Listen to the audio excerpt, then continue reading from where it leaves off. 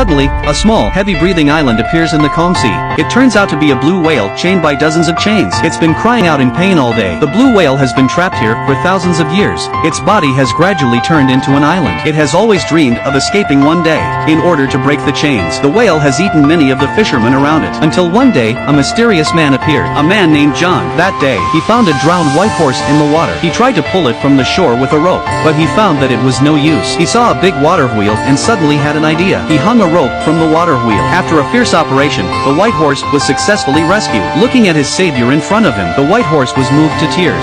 Then the white horse ran off into the distance. When he woke up the next day, the man found that the white horse had turned into a donkey, and he brought 2 stallions as a thank you. John decided to take them to the town and sell them, to help support his poor family. He traveled for 3 days. When he arrived in town, the 2 horses attracted everyone around them. They were the finest horses in the world. They all wanted to buy them. The price just kept going up and up. John was overjoyed, but the king of the town was watching.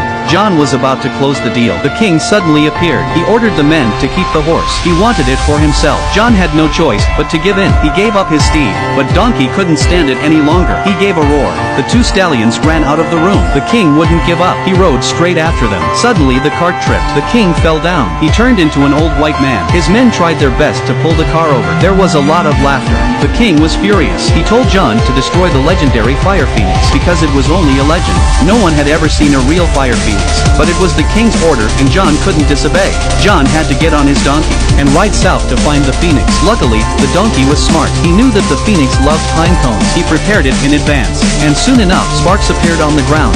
The next moment, a fiery phoenix rushed into the sky.